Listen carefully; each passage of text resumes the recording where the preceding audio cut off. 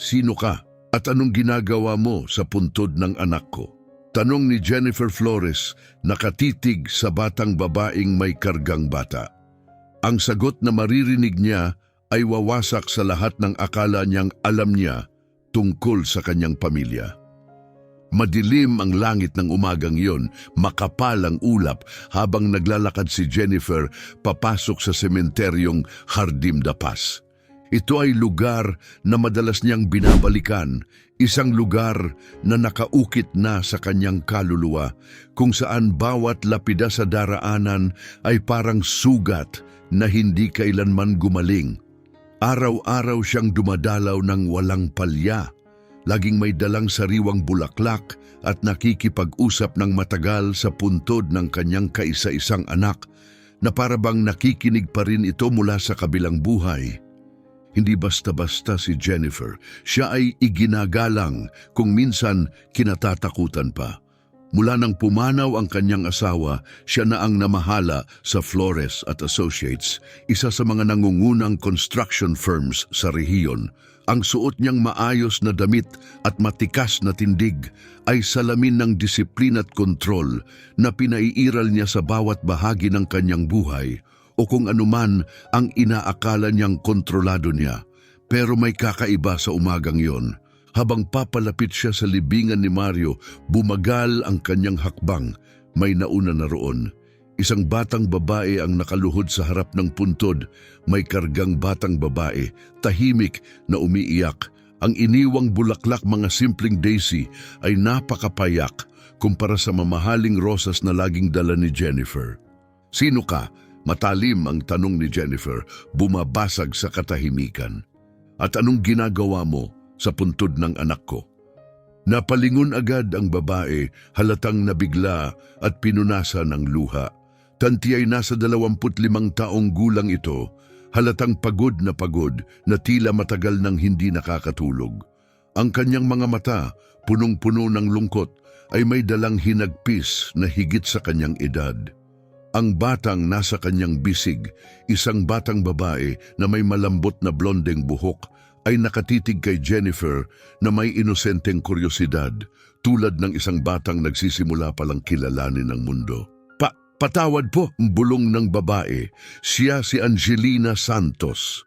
Dahan-dahan siyang tumayo, maingat na binabalanse ang anak sa kanyang balakang. Hindi ko po intensyong istorbohin kayo. Paalis na rin po ako. Sandali, pigil ni Jennifer, hinarangan siya. Hindi mo pa ako sinasagot. Paano mo nakilala ang anak ko? Huminga ng malalim si Angelina at niyakap ang anak na tila pinoprotektahan ito. Tahimik na naglalambing ang bata. Inaabot ang mukha ng kanyang ina. Napakalaki ng naging bahagi ni Mario sa buhay ko, mahinang sagot ni Angelina, nakayuko. Malaki ang bahagi? Ulit ni Jennifer, mataas ang boses, puno ng pagdududa. Matagal nang patay ang anak ko, halos 2 taon na. Hindi kita nakita sa burol, ni minsan ay hindi ko narinig ang pangalan mo. Sino ka para umarte na parang may koneksyon ka sa kanya? Parang sampal ang mga salita. Muling napaluha si Angelina, pero ngayon ay hindi na niya ito itinago. Wala ako sa burol dahil malinaw mong ipinakita sa amin na hindi ako tanggap sa buhay ni Mario. Tugon niya, nanginginig ang tinig ngunit matatag. Pinagtabuyan mo ako at nagtagumpay ka. Nanlamig ang mukha ni Jennifer. May kung anong kakaibang damdamin ang gumising sa kanyang dibdib dahil sa tono ni Angelina. Totoo, hilaw at walang paligoy-ligoy. May pamilyar sa mukha nito. Saglit lang, pero sapat para magdulot ng alinlangan. Anong sinasabi mo? Muling tanong ni Jennifer. Ngayon ay mas mahina ang tinig. Umupo si Angelina sa malapit na bangko, tila hindi na kaya ng kanyang mga tuhod. Yumakap sa kanya ang anak, sumuso ng daliri sa katahimikan. Nakilala ko si Mario ilang taon na ang nakalipas, panimula ni Angelina. Nagbubuluntaryo siya sa lugar namin. Noon ay nagtatrabaho ako sa labahan sa umaga at nag-aaral sa gabi. Iba siya sa lahat ng nakilala ko. Naramdaman ni Jennifer ang paninikip ng dibdib. Totoo, Si Mario ay madalas mag-community work, isang bagay na lagi niyang minamaliit. Dapat sa kumpanya ka nagtatrabaho, madalas niyang sabihin, pero ipinilit ng kanyang anak na tumulong sa mga nangangailangan. Tuloy mo, utos ni Jennifer. Naupo rin sa bangko, ngunit may kaunting agwat sa pagitan nila. Nagkausap kami pagkatapos ng isang literacy class na ibinigay niya sa matatanda. Patuloy ni Angelina, nakatitig sa pangalan ni Mario sa lapida. Napakabait niya, hindi niya ako hinusgahan kahit na mahirap ako, kulang sa pinag-aralan at nakatira sa maliit na bahay. Kaya naging kayo, singit ni Jennifer, hindi na nagtatanong kundi nang uusig. Nagmahalan kami, sagot ni Angelina ng buong dangal, nakataas ang noo. Sabi ni Mario, ako raw ang pinakatapat na taong nakilala niya. Hindi ko raw mahal ang pera niya, ang pangalan niya o ang negosyo nila. Mahal ko siya kung sino talaga siya. Sumiklab ang galit sa loob ni Jennifer. Paanong ang babaeng ito, isang estranghero, ay nagsasalita tungkol sa pagmamahal na parang kilalang kilala niya si Mario? Hindi naman nabanggit ni Mario na may seryosong kasintahan. O baka nabanggit niya pero hindi niya pinansin. Kasinungalingan, bulong ni Jennifer. Ngunit maging sa sarili niyang pandinig, tila wala ring paniniwala sa kanyang tinig. Kung mahal ka niya, bakit hindi kita ipinakilala? Bakit hindi ka niya dinala sa bahay namin? Singhal niya. Mas lalong niyakap ni Angelina ang anak. Dahil sinubukan niya, sagot ni Angelina, ngayon ay umaagos na ang luha. Dinala niya ako sa bahay niyo maraming beses. O sinubukan naman niya, sabi ni Angelina ng mapait. Sa bawat pagkakataon, pinahinto ako ng mga guwardiya mo sa gate dahil ikaw ang nag-utos.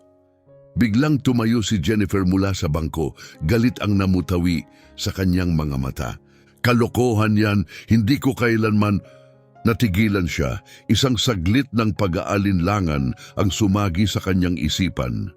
Muling lumitaw ang mga alaala na matagal na niyang ibinaon, mga usapang binaliwala niya, mga piraso ng katotohanang tinanggihan niyang harapin. Sa loob ng maraming taon, nilibing niya ang mga ito ng napakalalim na halos naniwala na siyang hindi talaga nangyari. May isang babae, mahina niyang bulong tila para sa sarili. Ilang taon na ang nakalipas, paulit-ulit na sinasabi ni Mario na gusto niyang may ipakilala sa hapunan. Nanginginig ang kanyang tinig. Sinabi kong hindi maaari, delikado pa ang sitwasyon ng pamilya noon, lalo na sa negosyo. Hindi lang isang beses, tugon ni Angelina, banayad ang tono, 17 beses, binilang ko. Parang kulog ang dating ng mga salita niya. 17 beses, hapunan, pagkikita, kahit imbitasyong magkape. Sa bawat isa, laging may dahilan para hindi matuloy. At sa 3 pagkakataong nakapasok ako sa bahay niyo, pinabalik ako ng mga gwardiya dahil wala ang pangalan ko sa listahan ng bisita mo. Isang nakakabinging katahimikan ang bumalot sa pagitan nila. Pati ang hangin ay tila tumigil. Dahan-dahang muling naupo si Jennifer na wala ng lakas. Ang katotohanan ay unti-unting bumabalot sa kanya, malamig at walang awa. Naalala niya ang mga pagtatalo nila ni Mario, ang pagmamakaawa nito na bigyan siya ng pagkakataon. Naalala rin niya ang matigas niyang pagtanggi. Pinasilip ko ang background mo, amin ni Jennifer, puno ng guilt ang boses. Nang paulit-ulit na kanyang binabanggit, pinacheck ko sa assistant ko. Nang malaman kong galing ka sa mahirap na lugar, walang maayos na pamilya, walang diploma, walang kinabukasan, sagot ni Angelina para sa kanya. Sinabihan mo siyang layuan ako, nanginginig ang tinig niya at ginawa niya. Mas matalim pa sa anumang paratang ang 3 salitang iyon. Ramdam ni Jennifer ang paghapdi ng katotohanan, parang punyal sa kanyang dibdib. Mabait na anak ang anak ko, mahina niyang tugon. Halos kinakausap ang sarili gaya ng pakikipag-usap kay Angelina. Alam niyang may tungkulin siya para sa pamilya, para sa kumpanya. Mahal ka niya, singit ni Angelina, matatag ngunit malungkot ang tinig. Mahal ka niya ng labis, kaya pinili niyang sumunod sa iyo kahit masakit. kahit ang kapalit ay ang iwan akong mag-isa sa panahong pinakakailangan ko siya. Nagsimulang kumilos ang bata sa kandungan ni Angelina, tila nararamdaman ang bigat ng damdamin sa tinig ng kanyang ina. Inabot nito ang pisngi ng ina gamit ang maliliit na kamay, katulad ng ginagawa ng mga bata kapag nais nilang aliwin ang kanilang mahal. "Shh, anak!" bulong ni Angelina, hinalikan ang noo ng anak. Ayos lang ang lahat. Doon lang talaga tiningnan ni Jennifer ang bata, tunay na tiningnan. At sa isang iglap, parang huminto ang tibok ng kanyang puso, ang hugis ng mukha, ang liwanag sa mga mata, ang paraan ng pagkiling ng ulo kapag curious, parang si Mario noong sanggol pa siya, parehong-pareho sa mga larawang hindi na niya muling hinawakan mula nang mailibing ang anak. "Ilang taon na siya?" tanong ni Jennifer, mahina ang tinig. Yumakap si Angelina sa anak, may takot sa kanyang mga mata. "Magdadalawang taon na siya." "Dalawa!" ulit ni Jennifer, nagsisimulang magkwenta sa isip. 1 taon at 10 buwan na mula nang mamatay si Mario. 1 taon, 10 buwan at 13 araw, dagdag ni Angelina, halos pabulong, tila binilang ang bawat pagsikat ng araw mula nang mawala ito. "Anak siya ni Mario," sambit ni Jennifer. Hindi ito tanong, ito ay katiyakan. Nakikita niya si Mario sa mukha ng bata. "Carmen," bulong ni Angelina. "Carmen ang pangalan niya." Napahinto si Jennifer. Sabi ni Mario, kapag nagkaanak siyang babae, Carmen ang gusto niyang ipangalan dahil kay Carmen in Wonderland. Aniya, nawawala raw ang mahika ng mundo kapag tumanda na ang tao. May kung anong nabasag sa kalooban ni Jennifer. May anak ang anak niya, may apo siya. At sa loob ng halos 2 taon, wala siyang kamalay-malay. "Bakit hindi mo sinabi sa akin?" Biglang sigaw ni Jennifer, puno ng desperasyon at paninisi. Bakit hindi sinabi ni Mario na magiging ama siya? "Dahil hindi niya alam," sagot ni Angelina ng tahimik. Mabigat ang mga salita, punong-puno ng dalamhati. Nakunot ang noo ni Jennifer. "Anong ibig mong sabihin, hindi niya alam?" "Nang malaman kong buntis ako," simula ni Angelina, habang dumadaloy ang luha sa kanyang pisngi, "hinanap ko siya. Pumunta ako sa kumpanya niyo. Sa hindi ko alam na paraan, nakaakyat ako sa floor niya. Pero bago ko pa siya marating, ikaw ang sumalubong." Isang panginginig ang bumalot kay Jennifer. Malinaw na sa kanyang alaala ngayon, isang batang babae, sumingit sa seguridad, pilit na gustong makausap si Mario. Siya mismo ang humarang noon. "Pinaalis mo ako sa gusali," pagpapatuloy ni Angelina habang unti-unting nababasag ang tinig sa sakit ng alaala. "Pinahiya mo ako sa harap ng lahat," nanginginig ang boses ni Angelina. "Tinawag mo akong gold digger. Sinabi mong wala ako sa lugar ko. Binalaan mo ako na kapag bumalik pa ako, ipapahuli mo ako sa pulis dahil sa panggugulo." "Ipinagtatanggol ko lang ang anak ko," sagot ni Jennifer. Halatang instinct lang ang tugon. Pero kahit sa sarili niyang pandinig, wala nang laman ang mga salitang iyon, wala nang saysay. "Hindi," singhal ni Angelina, ang tinig ay matalim at puno ng sakit. "Sinisira mo ang buhay niya." Sa unang pagkakataon, narinig ni Jennifer ang galit kay Angelina, galit na makatarungan at matagal ng kinimkim. "Hindi mo ako binigyan ng pagkakataong sabihin sa kanya na buntis ako. Inalis mo sa kanya ang karapatang malaman. Kinuha mo ang pagkakataon niyang maging ama. Hindi yon proteksyon, kontrol yon." Pilit hinanap ni Jennifer ang anumang dahilan, kahit ano, para maalis ang bigat ng kanyang konsensya. "Pwede naman siyang maghanap sa iyo," mahinang sambit niya. Umiling si Angelina. "Hindi niya alam na sinubukan ko, akala ko sinabi mo sa kanya. Pero kalaunan, napagtanto kong hindi mo ginawa.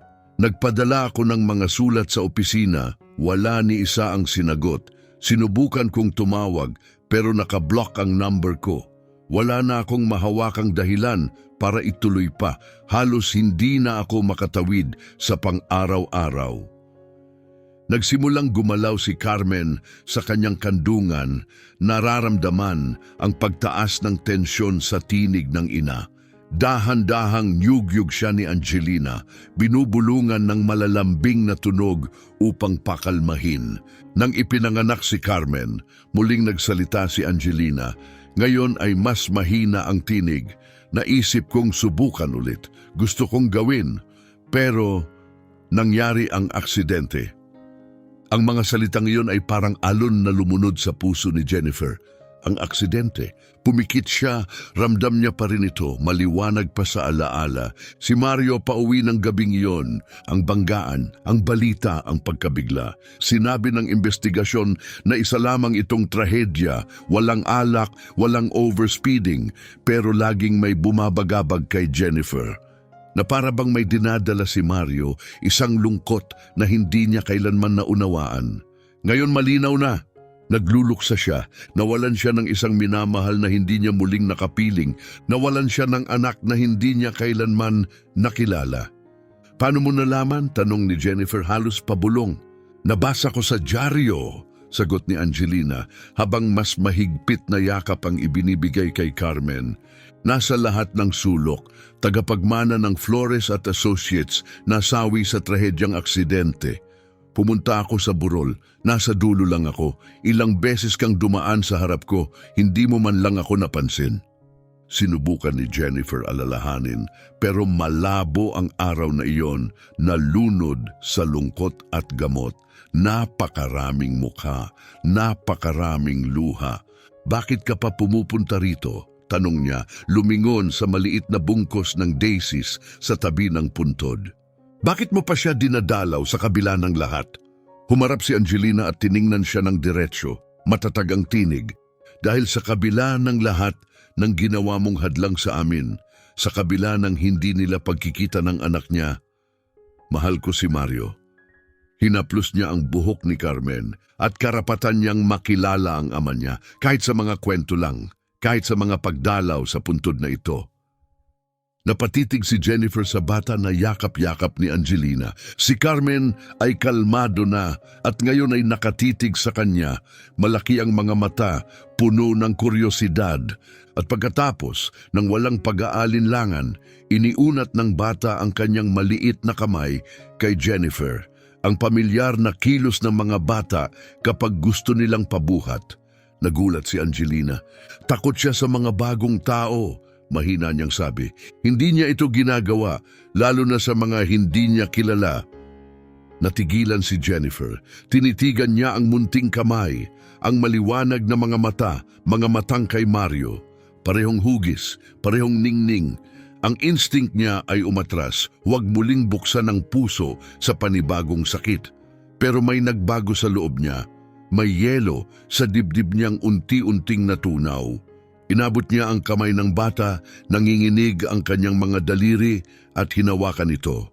Agad na kumapit si Carmen sa kanyang daliri, mahigpit, puno ng lakas. At pagkatapos, ngumiti siya. Isang ngiting walang ngipin, ngunit kay lawak, isang ngiting parang nagsimulang buuin muli ang pusong matagal ng wasak. Mata niya ang nasa kanya, bulong ni Jennifer, tila hindi makapaniwala. Oo, tango ni Angelina banayad, pati ang ngiti, kahit ang pagkiling ng ulo kapag curious siya, lahat kay Mario. Naramdaman ni Jennifer na nag-uumapaw ang kanyang damdamin. Sinira ko ang lahat, biglang sabi niya na mamaos ang tinig. Sinira ko ang pagkakataon ng anak kong maging masaya. Akala ko pinoprotektahan ko kami, ang pangalan namin, ang legacy namin, pero ang totoo, inagaw ko ang tanging mahalaga sa kanya. Hindi sumagot si Angelina, hindi na kailangan, wala nang paliwanag, wala nang kayang bumawi sa nakaraan. Pagkaraan ng mahabang katahimikan, muling nagsalita si Angelina. Nabanggit ba niya ako? Ibig mong sabihin, pagkatapos niyang itigil ang lahat sa inyo? Nag-alinlangan si Jennifer, sandaling naisip niyang ilihim ang totoo. Pero tapos na ang mga kasinungalingan, tapos na ang pagtatago. Nagbago siya, mahina niyang sagot. Hindi na siya katulad ng dati, hindi na siya ngumingiti tulad ng dati. Tumigil siya sa volunteer work, nilubog ang sarili sa trabaho. Akala ko nagmamature lang siya, sineryoso na ang kinabukasan niya. Tumingin siya sa puntod ni Mario, puno ng pagsisisi ang tinig. Pero ngayon malinaw na sa akin, hindi siya nag-move on, nabuhay lang siya para lang makaraos. Ang katahimikan na sumunod ay mas nagsalita pa kaysa sa anumang salita. Pumungay ang mata ni Carmen, marahang humikab at kinuskos ang kanyang mumunting kamao sa antok, tulad ng ginagawa ng mga sanggol kapag oras na ng pahinga. Tiningnan ni Angelina ang kanyang anak, saka ibinaling ang paningin sa langit. Wala siyang relo, ang araw lamang ang nagsilbing gabay niya sa oras. Kailangan ko nang umalis, mahinahong sabi niya habang tumatayo. Si Carmen ay nakayakap pa rin sa kanyang mga bisig. May trabaho ako mamayang hapon at kailangan ko muna siyang ihatid sa kapitbahay na nag-aalaga sa kanya. Saan ka nagtatrabaho? Tanong ni Jennifer. May bagong tono ang kanyang tinig. May halong kuryosidad, oo, pero may pagsisisi rin. Bigla niyang nais malaman ang lahat ng tungkol sa buhay na dati ay basta-basta niyang tinalikuran. Sa parehong labahan pa rin, sagot ni Angelina ng simple. Nagdo-double shift ako kapag may bakante, sakto lang para sa renta at pagkain, pero mabait ang may-ari. Pinapayagan akong isama si Carmen kung walang ibang mag-aalaga sa kanya. At sa unang pagkakataon, tunay na nakita ni Jennifer ang nasa harap niya. Ang simpleng kasuotan, malinis pero hindi bago. Ang sapatos na gamit ngunit maayos na tinahi.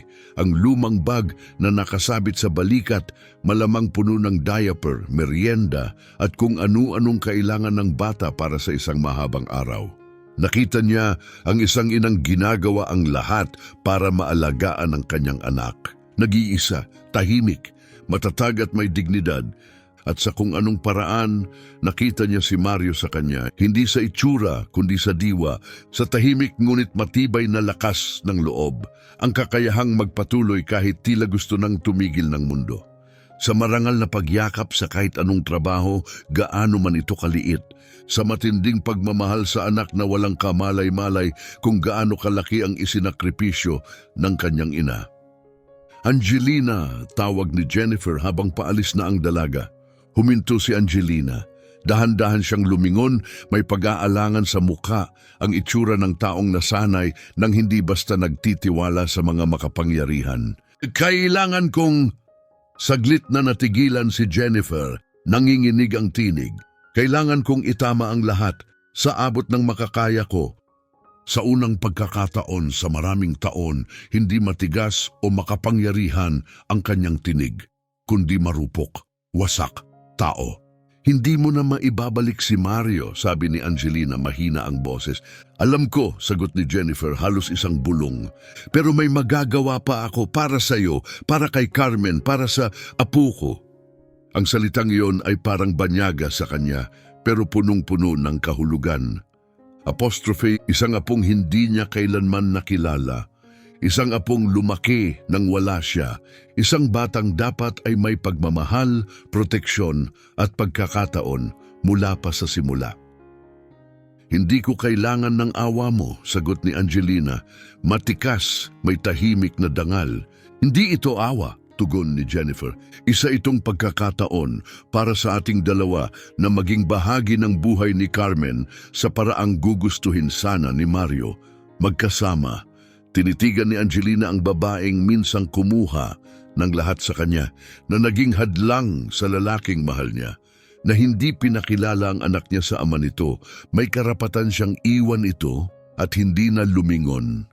Pero lumingon siya sa puntod ni Mario at naalala niya kung paano magsalita si Mario tungkol sa kanyang ina. Na kahit hindi sila laging magkasundo, naniniwala siyang may pagmamahal pa rin sa ilalim ng malamig na panlabas nito, na sana balang araw maunawaan nito, na ang pagmamahal ay hindi kontrol, ito'y pagtanggap. Hindi kita pinagkakatiwalaan, tapat na sabi ni Angelina. At hindi mo dapat gawin, sagot ni Jennifer, walang pagdadalawang isip. Hindi pa, pero paghihirapan ko kung papayagan mo.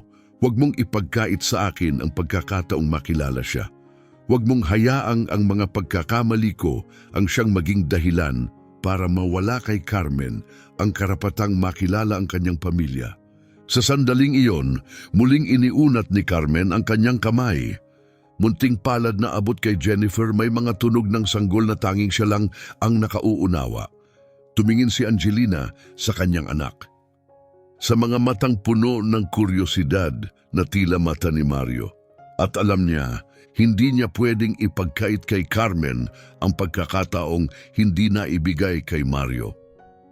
Isang pagdalaw lang, wika ni Angelina sa wakas. Sa pampublikong lugar, ligtas, kapag naramdaman kong gusto mong kontrolin ang sitwasyon o agawin siya, mawawala kami at hinding-hindi mo na kami makikita. Naiintindihan ko, sagot ni Jennifer, matatag na ang boses ngayon pero totoo. Tatanggapin ko ang lahat ng kondisyon mo. Ikaw ang magtakda ng lugar at oras. Nag-isip sandali si Angelina. Alam mo yung park malapit sa lugar kung saan siya nagbo-volunteer noon? Dahan-dahang tumango si Jennifer. Alam niya ito. Kailanman ay hindi pa siya nakatuntong doon. Lagi niyang iniiwasan ang bahaging yon ng syudad, pero kilala niya ang lugar. Magkita tayo doon sa Makalawa hapon pagkatapos ng shift ko. Pupunta ako, sagot ni Jennifer matatag. Tumango si Angelina at nagsimulang lumakad dahan-dahan sa daan habang buhat si Carmen. Ngunit ilang hakbang pa lamang, tumigil siya at lumingon. Mrs. Jennifer, tawag ni Angelina habang lumilingon. Bakit? Sagot ni Jennifer mahinang tinig. Karapat-dapat si Carmen sa mas mabuting buhay kaysa sa naranasan namin ni Mario. Matatag na sabi ni Angelina. Karapat-dapat siyang lumaki na hindi kailangang mamili sa pagitan ng pagmamahal at seguridad, sa pagitan ng pamilya at respeto sa sarili. Kung talagang gusto mong itama ang lahat, doon ka magsimula, unawain mo muna yon. Sa mga salitang iyon, tumalikod na si Angelina at muling naglakad karga si Carmen. Matatag ang mga hakbang habang tinatahak ang landas sa sementeryo. At si Jennifer ay naiwang mag-isa sa puntod ng anak niya.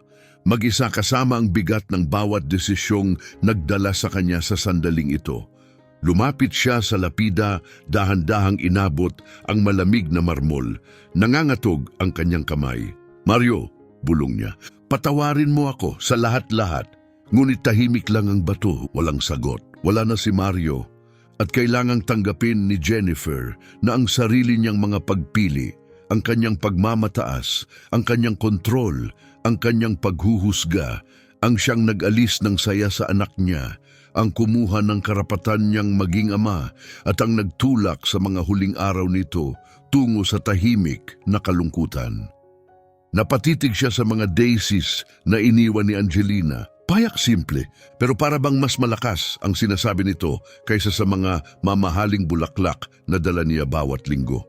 Mas naroon ang tunay na pag-ibig sa mumunting bulaklak na iyon kaysa sa lahat ng magagarbo niyang ritual ng pagluluksa.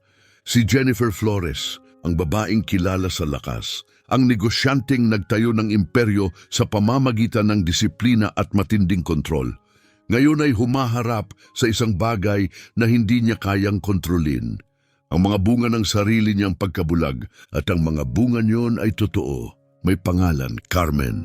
Isang batang babae na may mga matang katulad ni Mario at isang inang nagmahal ng mas tapat kaysa sa kahit anong pagmamahal na pinayagan ni Jennifer na maranasan ng kanyang anak. Ngayon, nakabitin sa hangin ang tanong, huli na ba ang lahat? Huli na ba para magbago? Huli na bang matutunan kung ano ang tunay na kahulugan ng pagmamahal? Maaari pa ba siyang maging lola na karapat-dapat kay Carmen? Yung uri ng babae na maaring ipagmalaki ni Mario? Tumingala si Jennifer sa maulap na langit. Ang unang mga patak ng ulan ay tumama sa kanyang mukha. Malamig, banayad, para bang pati kalangitan ay nakikiramay. Bawat patak ay may dalang dalamhati, pagsisisi at tahimik na pagguho ng lahat ng kanyang winasak. Ngunit sa ilalim ng sakit, may umuusbong na pag-asa. Pumayag si Angelina na makita siya muli. Sa kabila ng lahat, binigyan siya ng pagkakataon, isang pagkakataong hindi niya karapat-dapat. At ngayon, may 2 araw siya.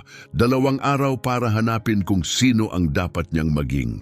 2 araw upang simulan ang paghilom ng mga sugat na tinamo sa loob ng isang buong buhay. 2 araw para paghandaan ang pagharap sa kanyang apo, hindi bilang babaeng sumira sa kaligayahan ni Mario, kundi bilang isang taong natututo palang magmahal ng walang kondisyon. Pagmamahal na walang kapalit, walang kapangyarihan, walang inaasahan. Tanging pagmamahal, dalisay at tumatanggap. Gabing iyon, hindi nakatulog si Jennifer. Maging kinabukasan, hindi rin. Nakahiga lamang siya sa kanyang malawak na silid-tulugan, nakatitig sa kisame, nilulunod ng lahat ng kanyang napagtanto. May anak si Mario, may apo siya. At sa halos 2 taon, lumalaki ang batang iyon sa gitna ng kahirapan. Habang siya ay nabubuhay sa karangyaan, napapalibutan ng mga bagay na wala namang tunay na halaga. Nang sumikat ang araw, sa araw ng kanilang pagkikita, nakaupo na si Jennifer sa salas. Pinalilibutan ng mga photo album na hindi niya binuksan mula ng ilibing si Mario. Nandoon siya nakangiti sa bawat larawan, bilang sanggol, bilang bata, bilang binata, at sa bawat larawan, nakita niya si Carmen. Ang mga mata, ang ngiti, pati ang maliit na biloy sa kanyang baba na lumalabas lang kapag tunay siyang masaya. Paanong hindi ko nakita? Bulong niya sa katahimikan. Paano ako naging bulag? Pero alam niya ang sagot, hindi niya ito hindi nakita. Pinili niyang hindi makita, pinili ang mundong may luhika sa kanya, kung saan magpapakasal si Mario sa isang may pangalan. Magtatayo ng perpektong pamilya, magpapatuloy ng legacy ng Flores at Associates, at ang lahat ng hindi pasok sa mundong iyon, tinanggal niya. Pumasok si Teresa Olivera, ang matagal ng kasambahay ng pamilya, mahigit 2 dekada na itong kasama nila, bit-bit ang tray ng kape at tinapay. Hindi pa kayo kumakain mula kahapon, sabi ni Teresa, may pag-aalalang inilapag ang tray. Kailangan niyong kumain kahit kaunti. Wala akong gana, Teresa. Patawad po, ma'am, pero mukha na po kayong multo. Anong nangyari? Humarap si Jennifer kay Teresa. Si Teresa, ang babaeng tumulong magpalaki kay Mario mula nang mamatay ang kanyang asawa, na siyang umalalay sa kanyang anak sa mga panahong tahimik itong umiiyak, na marahil ay mas nakilala si Mario nang higit pa sa kanya. Teresa, halos hindi na niya mapigil ang kanyang tinig. May anak si Mario. Halos mabitawan ni Teresa ang tray. Ano po? Isang batang babae, si Carmen, magdadalawang taon na siya at ako ang sumira sa lahat. Pinalayas ko ang ina niya, tinago ko kay Mario ang katotohanan at ngayon, bago pa man niya matapos, dahan-dahang ibinaba ni Teresa ang tray at umupo sa tabi niya. Hindi ito ang karaniwang ginagawa ni Teresa, pero hindi rin ito isang karaniwang araw. Ikwento mo ang lahat, wika niya, at ginawa ni Jennifer bawat detalye, bawat katotohanang kanyang nadiskubre sa sementeryo, bawat sandaling nagpaguho sa mundong matagal niyang iningatan. Wala siyang itinago. Pagkatapos niyang maglahad, umiiyak na si Jennifer, isang bagay na hindi na niya nagawa mula nang mailibing si Mario.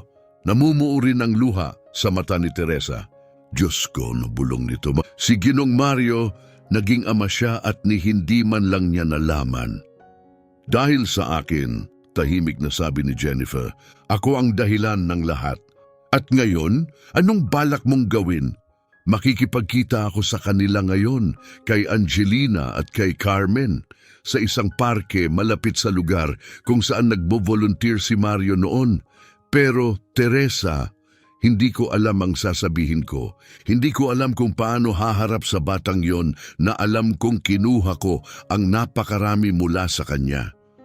Hinawakan ni Teresa ang kanyang mga kamay, mahigpit. Magsimula ka sa katotohanan, sabi niya. Aminin mo ang iyong mga pagkakamali, maging tapat at higit sa lahat, tumulong pero huwag kang manghimasok.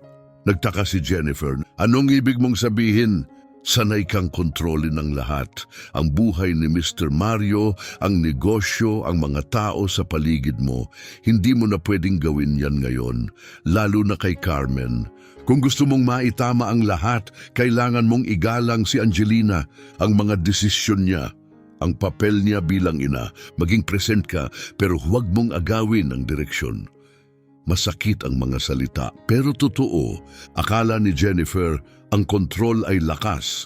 Pero ngayon nakita niyang ito pala ay hadlang, na ito ang dahilan kung bakit siya nawala sa buhay ng anak niya. Hindi ko alam kung kaya kong magbago, bulong niya. Kung ganon matuto ka. Matigas ang sagot ni Teresa, dahil kung hindi, mawawala rin sa iyo ang apo mo at wala kang ibang masisisi kundi ang sarili mo. Kinahapunan, nakatayo si Jennifer sa harap ng kanyang aparador, hindi alam ang isusuot. Lahat ng kanyang damit ay formal, mamahalin, simbolo ng distansya at kapangyarihan. Pumili siya ng isang payak na kasuotan, walang alahas, isang simpleng bihis, baka sakaling makita siya bilang tao, hindi bilang Jennifer Flores, ang business tycoon. Maaga siyang dumating sa parke, 15 minuto bago ang oras ng usapan. Mabilis ang pintig ng kanyang puso. Hindi tulad ng kanyang inaasahan ang parke.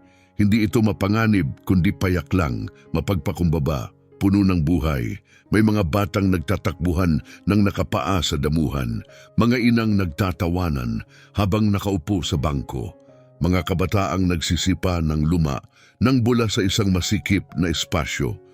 Lumalangit-ngit ang mga luma ng duyan habang ang mga sanggol ay tumatawa sa hangin. At doon, dahan-dahang pinapadyak si Carmen sa duyan, naroon si Angelina. Dahan-dahan siyang lumapit, tahimik na pinapanood sila. Si Angelina, tulad ng sa sementeryo, ay suot ang payak, ngunit malinis at maayos na damit. At siya'y nakangiti, mahinang humuhuni habang iniuugoy ang anak. Si Carmen ay humahalakhak, puno ng tuwa, bawat abante ng duyan ay sinasabayan ng tawa. "Taas pa, Mami!" sigaw ni Carmen. "Huwag masyado, baka lumipad ka." Tawa ni Angelina, hinalikan ng ulo ng bata. Doon niya siya nakita, si Carmen. Napatingin ang bata at biglang lumiwanag ang mga mata. "Tingnan mo, Mami, yung babae sa sementeryo." Lumingon si Angelina at ang ngiti ay napalitan ng maingat na pagtingin. "Magandang hapon, Mrs. Jennifer." "Kamusta?" sagot ni Jennifer, hindi alam kung saan ilalagay ang kamay. "Maaga lang ako ng kaunti. Sana ay ayos lang." "Ayos lang," tugon ni Angelina, pero hindi siya lumapit. Si Carmen gayunman ay hindi nag-alinlangan. Gustong bumaba sa duyan. "Mami, gusto kong makita yung babae." Binuhat siya ni Angelina mula sa upuan ng duyan at si Carmen ay tumakbo papalapit kay Jennifer. Medyo natitisod sa kanyang maliliit na hakbang hanggang huminto siya sa harapan ni Jennifer. Tumingala siya at pinagmasdan ang mukha nito. "Hay!" mahiyain niyang bati habang inilagay ang munting daliri sa bibig. "Hi Carmen," sagot ni Jennifer, nanginginig ang boses at tulad ng ginagawa ng mga bata, diretso at walang filter, nagtanong si Carmen, "Kilala mo ba si Daddy?" Parang may humigpit sa dibdib ni Jennifer, muling namuo ang mga luha sa kanyang mata. "Oo," mahinang sagot niya, "anak ko siya." Tahimik si Carmen, iniisip sa kanyang murang paraan ng narinig. Ibig sabihin, ikaw si Grandma. Ang salitang iyon ay dumating tulad ng alon. Grandma. Umuukilkil sa puso niya, isang salitang puno ng ganda at lungkot. Isang titulong umiiral na sa loob ng halos 2 taon at ni minsan ay hindi niya nalaman. "Oo," sagot niya, halos hindi maipahayag. "Ako ang lola mo. Ako ang lola mo." Sumilay sa mukha ni Carmen ang isa sa mga ngiting kayang tunawin ang pinakamalamig na puso. Maliwanag, inosente, walang ngipin. Magandang lola, sabi niya ng matamis. Lumuhod si Jennifer doon mismo sa damuhan, nakalimutan ang mamahaling pantalon at pinakintab na sapatos. Wala nang halaga ang lahat ng iyon ngayon. Ibinaaba niya ang sarili sa taas ni Carmen at sa unang pagkakataon sa napakaraming taon, umiyak siya. Totoo, walang pagtatago, walang hiya. Patawad, bulong niya, nanginginig ang tinig. Hindi niya alam kung ang paghingi ng tawad ay para kay Carmen, para kay Angelina, o para sa anak niyang tahimik na alaala sa pagitan nila. Lumapit si Angelina at mahinahong inilagay ang kamay sa balikat ng anak. Halika anak, maupo tayo sa bangkong iyon. Umupo silang tatlo sa malapit. Si Carmen ay hindi mapakali, sabik na muling gumalaw, ngunit pinanatili siya ni Angelina sa tabi niya. Puno siya ng enerhiya, napapangiting sabi ni Angelina, pagod ang mga mata. Minsan hindi ko na siya kayang sabayan. Ganon din si Mario noon, tugon ni Jennifer, pinupunasan ng kanyang mga luha. Hindi mapakali, laging tumatakbo, umaakyat, nagtatanong, laging may hinahabol. Alam ko, sagot ni Angelina ng marahan. Ikinuwento niya sa akin ang tungkol sa pagkabata niya, kung paano ka nag-aalala kapag umaakyat siya sa puno o masyadong lumalayo sa bahay.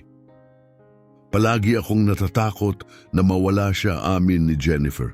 Mula nang mamatay ang kanyang ama, si Mario na lang ang mundo ko, pero sa pagtatangkang protektahan siya, lalo ko lang siyang tinulak palayo.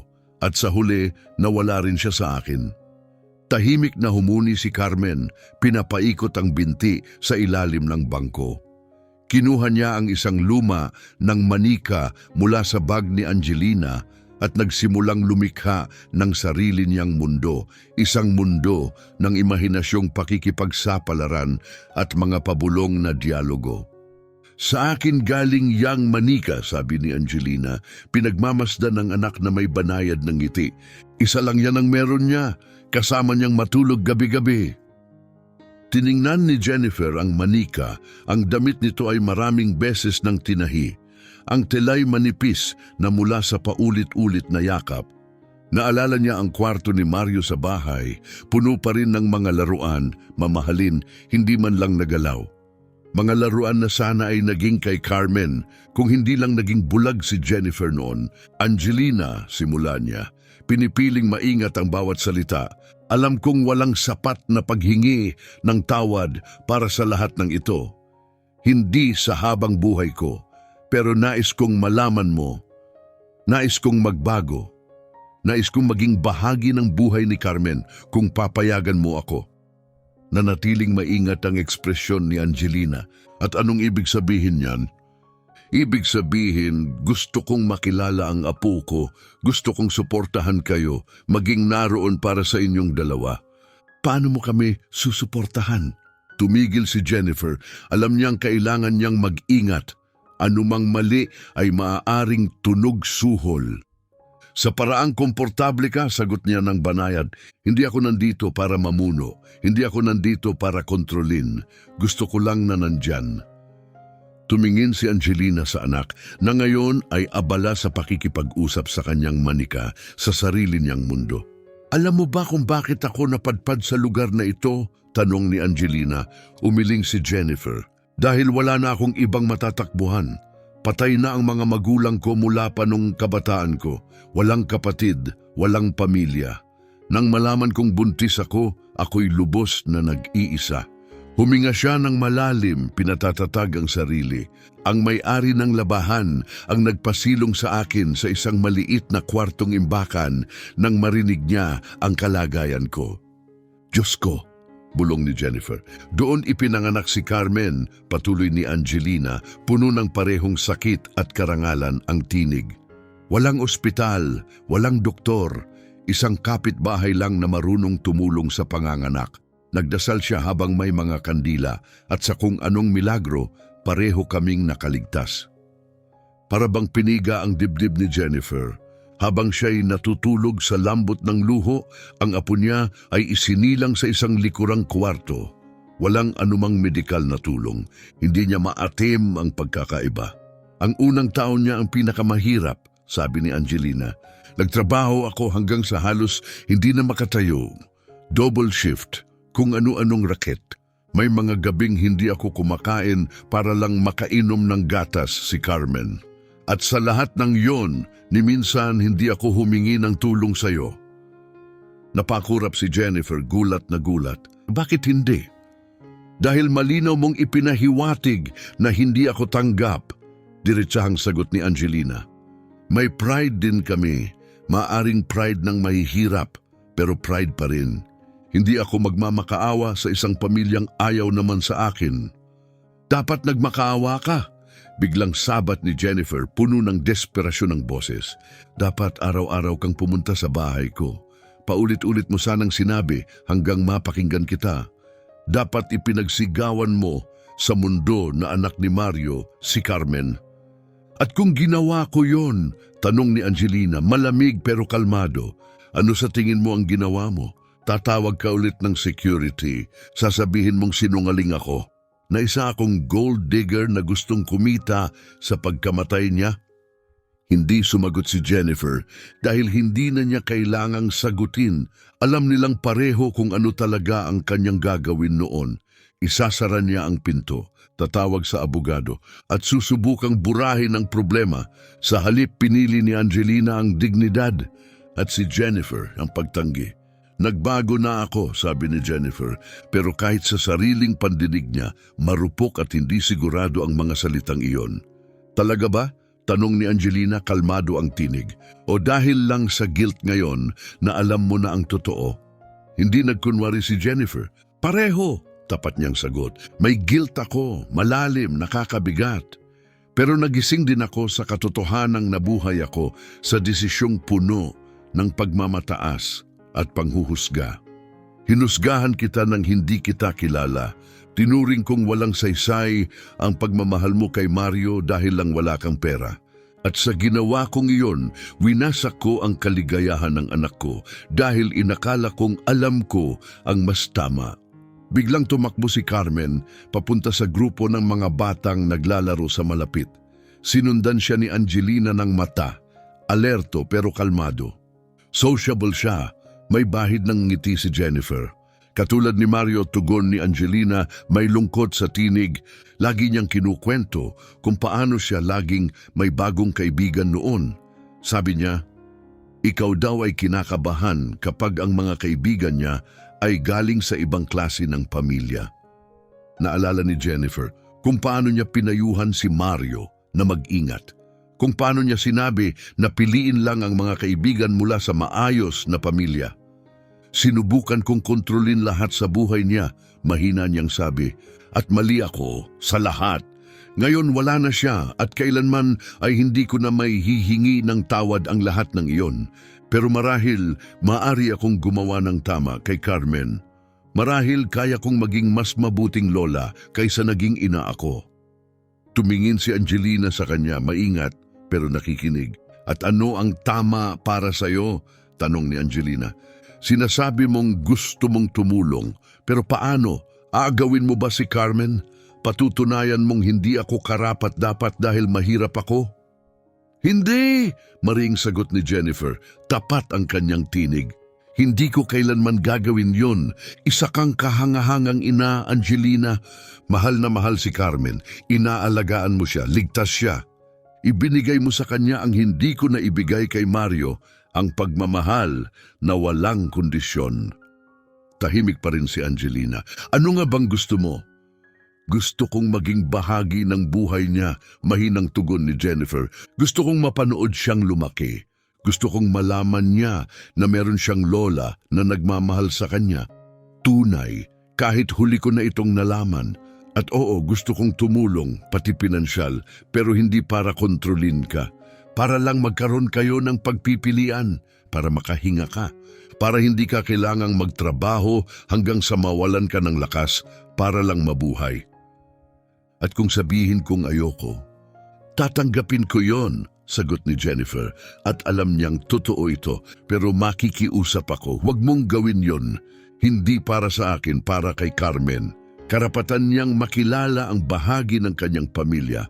Karapatan niyang malaman kung sino ang ama niya mula sa isang taong minahal siya mula noong siya ay ipinanganak. Tumingin si Angelina sa playground. Si Carmen ay tumatawa habang naglalaro kasama ang ibang bata, bit-bit ang kanyang lumang manika, masayang ibinabahagi ito sa iba, napakabait, napakasaya, puno ng liwanag. Ipagmamalaki siya ni Mario, bulong ni Jennifer. Alam ko, sabi ni Angelina habang pinupunasan ang isang luha, nakikita ko siya kay Carmen araw-araw, sa kanyang ngiti, sa kanyang hilig tumulong, sa kung paano siya natutuwa sa simpleng bagay. Pwede ko bang ikwento sa iyo ang tungkol sa kanya?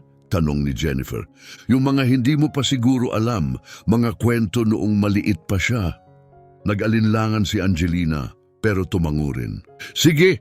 At umupo silang magkatabi sa lumang bangkong kahoy, sa isang tahimik na parke na amoy damo at sikat ng araw. At nagsimulang magsalita si Jennifer. Ikinuwento niya ang unang araw ni Mario sa paaralan, kung paano siya umiyak nang mamatay ang kanyang goldfish, kung paano siya natatakot sa dilim kaya't natutulog na may flashlight. Ikinuwento niya ang mga likhang sining na hindi maintindihan pero laging may pusong pirma sa dulo. Ang mga sugat sa tuhod at ngiting butas-butas, ang batang marunong magmahal kahit mahirap ang buhay. Tumawa si Angelina sa ilang kwento, umiiyak sa iba at habang nakikinig siya, may nabago sa pagitan nila. Ito ang tunay na pagpapagaling, hindi lang para kay Angelina, hindi lang para kay Jennifer, kundi para kay Mario rin. Muling nabuhay ang kanyang alaala, hindi lang sa mga larawan o sa pagsisisi, kundi sa pagmamahal na muling binigkas.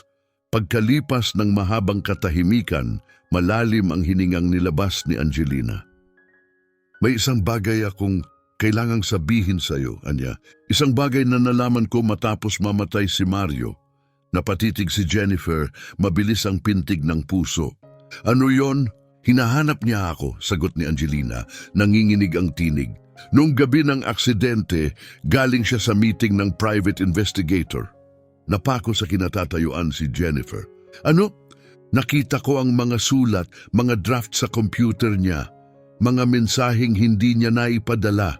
Kumuha siya ng tao para hanapin ako. Parang tinamaan ng matinding suntok si Jennifer. Hindi siya sumuko, sabi ni Angelina. Ngayon ay malaya nang dumadaloy ang luha. Matagal na niya akong hinahanap. At nung gabing iyon, kakalabas lang niya ng meeting. Alam na niya kung saan ako nakatira. Paparating na siya sa akin para humingi ng tawad, para sabihing wala nang halaga ang opinyon mo, na mahal pa rin niya ako at gusto niyang maging bahagi ng buhay ni Carmen. Paano mo ito nalaman? Mahina ang tanong ni Jennifer. Pumunta sa akin ang investigator matapos ang libing. Sinabi niyang bayad na lahat ni Mario. Ibinigay niya sa akin ang mga sulat, ang mga tala. Sabi niya, balak ni Mario na kumatok sa pintuan ko sa linggong yon. Muling napahagulhol si Jennifer, nanginginig ang mga kamay. Pinili ng anak niya ang pagmamahal, handa na siyang bumawi sa buhay. Makipag-ayos kay Angelina, makilala ang kanyang anak at ninakaw ng tadhana ang sandaling iyon. Kung nabuhay siya kahit isang araw pa, bulong ni Angelina, mahahawakan niya ang anak niya, malalaman niya ang totoo. Sana naging isang buong pamilya kayo, bulong ni Angelina. Isang araw pa sana. Ulit ni Jennifer, halos hindi makahinga sa bigat ng hinanakit sa dibdib. Isang araw na lang. Dumating si Carmen pawis at nangingintab ang pisngi mula sa paglalaro. Mami, pwede akong kumuha ng cookie? Kinuha ni Angelina ang isang simpleng pakete ng cookies mula sa kanyang lumang bag at inabot ang isa kay Carmen. Ngunit sa gulat ng dalawang babae, iniabot ni Carmen ang isa pa. Lola, gusto mo? Tanong niya, inosenteng alok na kayang ibigay lamang ng isang pusong busilak. Tinanggap ito ni Jennifer na nanginginig ang kamay. Salamat, iha. Ngumiti si Carmen, saka muling tumakbo papunta sa mga bagong kaibigan. Nasa kanya ang puso ni Mario, bulong ni Jennifer. Nasa kanya nga, tugon ni Angelina. At yun ang kinatatakutan ko. Bakit? dahil binabasag ng mundo ang mga pusong gaya niyon, mahinang sabi ni Angelina. Ang mga pusong sobrang bait, natatakot akong saktan siya ng mundo gaya ng ginawa nito kay Mario. Tiningnan ni Jennifer si Angelina at sa unang pagkakataon, hindi niya nakita ang babaeng minsan niyang hinusgahan. Nakita niya ang isang mandirigma, isang inangpasan ang bigat ng mundo pero matatag pa ring nakatayo. Ngayon niya lubusang naunawaan kung bakit ganun kamahal ni Mario si Angelina. Angelina, wika ni Jennifer nang may lambing, hayaan mo akong tumulong, hindi para mangibabaw at lalong hindi para agawin si Carmen. Gusto ko lang tumayo sa tabi mo, protektahan siya kasama ka, bigyan siya ng mga pagkakataong hindi mo naranasan para hindi niya kailangang mamili kung kakain o mag-aaral, para maging bata lang siya. Pinunasan ni Angelina ang kanyang pisngi at tumingin ng diretso sa mga mata ni Jennifer. Kung sasabihin kong, oo, kailangan sa mga kondisyon ko. Siyempre, ano-ano yon? Huwag kang gagawa ng desisyon tungkol kay Carmen na hindi ko alam. Huwag mong kukunin siya sa akin. At igalang mo ako bilang ina niya kahit gaano pa karami ang pera mo. Sang-ayon ako, walang pag-aatubiling sagot ni Jennifer. At isa pa, ano yon? Ikwento mo sa akin ang lahat tungkol kay Mario, bawat kwento, bawat detalye na hindi ko naranasan dahil hindi ako pinayagang makasama, dahil karapat-dapat si Carmen na makilala ang ama niya mula sa atin. Ipinapangako ko, sagot ni Jennifer, lahat-lahat. Iniabot ni Angelina ang kanyang kamay. Tinitigan ito ni Jennifer saglit. Hindi lang ito isang handshake, ito ay isang tulay sa pagitan ng sakit. Isang pag-aalok ng kapatawaran, isang panibagong simula, hinawakan niya ito. At sa unang pagkakataon mula nang makilala si Carmen, naramdaman niya ang pag-asa, tunay na pag-asa, na marahil hindi pa huli ang lahat, na maaari pa siyang maging taong pinangarap ni Mario na maging siya. Ang mga araw matapos, ang pagkikita sa parke ay nagdala ng maingat na kapayapaan. 3 beses nagkita sina Jennifer, Angelina at Carmen sa linggong iyon. Laging sa pampublikong lugar, laging sa kondisyon ni Angelina. Si Carmen ay unti-unting naging malapit sa kanya. Tinatawag na siyang Lola. May kasamang matamis at likas na saya sa boses ng isang bata. Nararamdaman ni Jennifer na may totoong tumutubo, isang bagay na banal. Isang bagay na ipagmamalaki ni Mario. Huwebes nang pumasok si Jennifer sa kanyang opisina at matagpo ang naghihintay sa reception area ang kanyang pinsang si Juanita.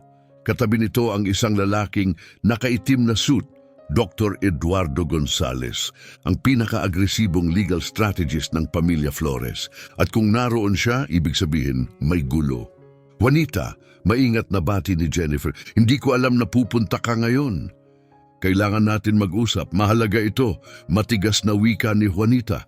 Kahit 2 taon lang ang tanda ni Jennifer sa kanya, kumilos siya na para bang siya ang tagapangalaga ng imahe ng pamilya. At isinama ko si Eduardo dahil hindi lang ito usapin ng pamilya, legal na rin ito. Parang pinilipit ang tiyan ni Jennifer. Tungkol saan ito? Yung babae, sabat ni Juanita, si Angelina at yung batang sinasabi niyang anak daw ni Mario. Sinasabi, umangat ang boses ni Jennifer, si Carmen ay anak ni Mario, apo ko siya. Sumabat si Eduardo, malamig ang tono. Jennifer, pwede ba tayong mag-usap ng pribado? Hindi ito usapan para sa hallway. Sa loob ng opisina, hindi pa man nakaupo, sumabog na si Juanita. Nababaliw ka na ba? Singal niya. Pumayag ka na lang na basta pumasok sa buhay mo ang kung sinong babae na sinasabi lang na anak daw ni Mario ang bata. Hindi niya lang sinasabi, nakita ko si Carmen, hawig na hawig kay Mario nung bata siya.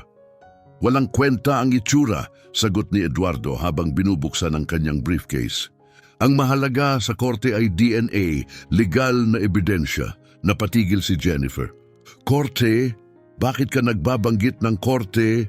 Umabante si Juanita, matalim ang tinig. Dahil amoy panluloko ito.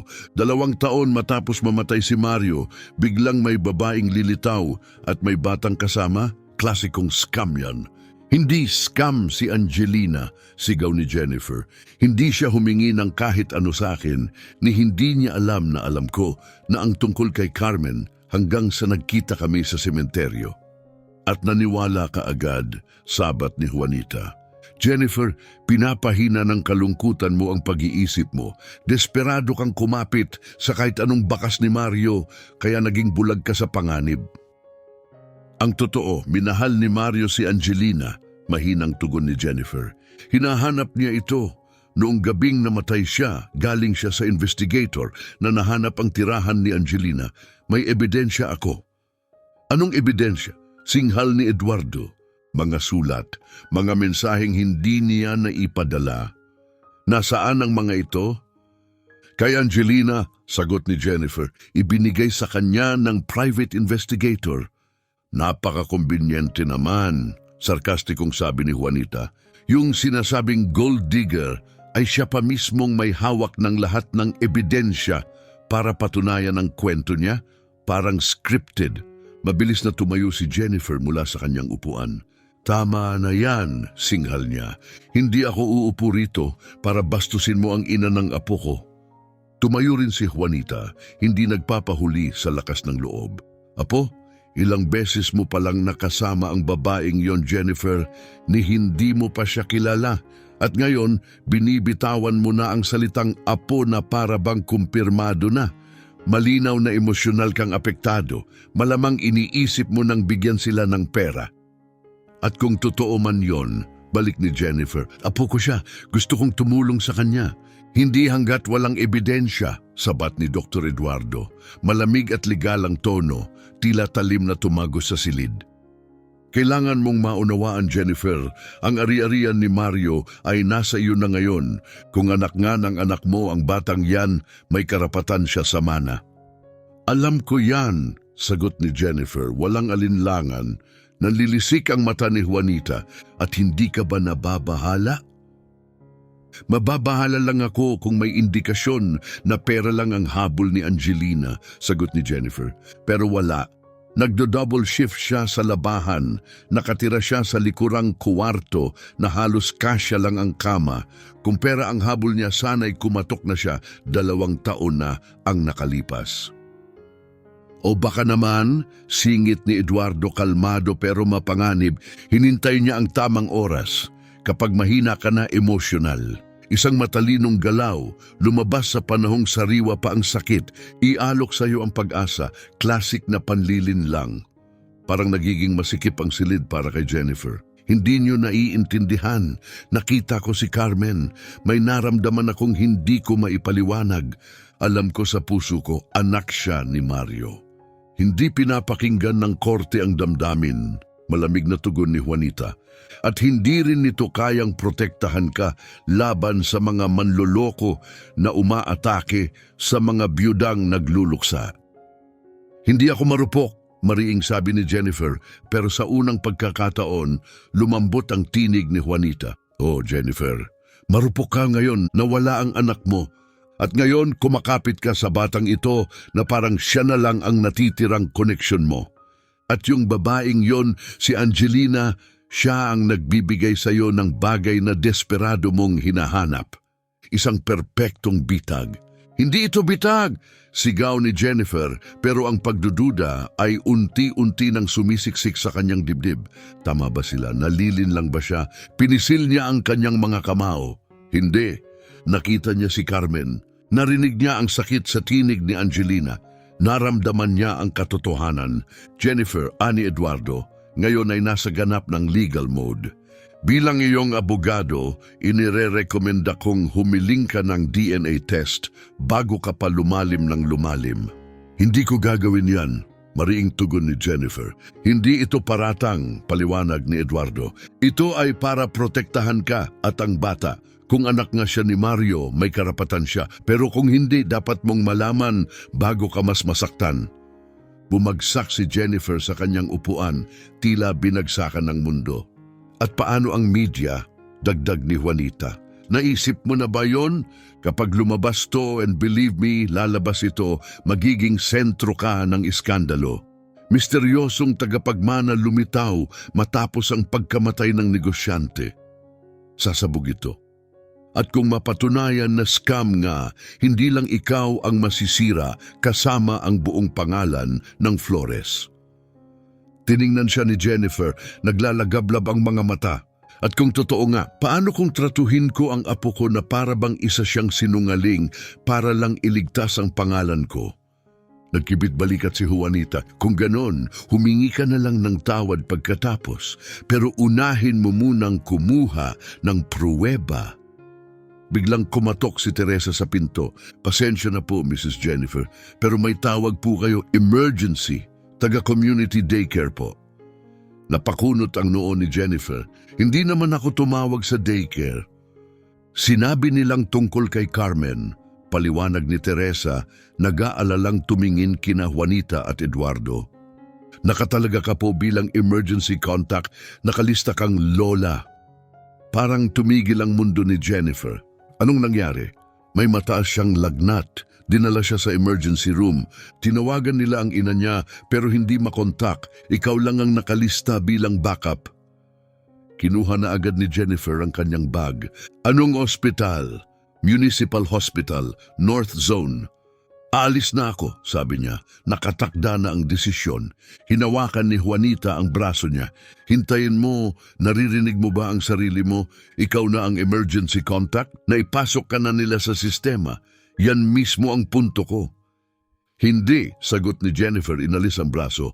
Ang punto rito may batang babae, 2 taong gulang na nasa ospital. At sa ngayon kailangan niya ng isang taong andiyan. Kahit hindi pa siya kumpirmado sa dugo ko, karapatan niyang may kasama. At iyon ang mas mahalaga ngayon. Jennifer, sandali! Tawag ni Eduardo. Kapag umalis ka ngayon, lalo kang madiin sa sitwasyon. Ikaw ang pipirma sa mga medical na form. Pero wala na si Jennifer. Papalabas na ng pinto. Ako na ang mananagot, sigaw ni Jennifer biglang tumayo. Dahil kung apo ko si Carmen at iiwan ko siya sa panahong kailangan niya ako, hinding-hindi ko mapapatawad ang sarili ko. At kahit hindi siya totoo sa dugo ko, bata pa rin siya, may sakit, at kailangan niya ng kasama ngayon. Hindi na siya nagsalita pa. Mabilis siyang lumabas ng opisina, binaliwala ang mga sigaw ni Juanita habang sinusundan siya sa hallway. Dinala siya ng kanyang driver sa ospital nang mas mabilis kaysa sa inaasahan niya.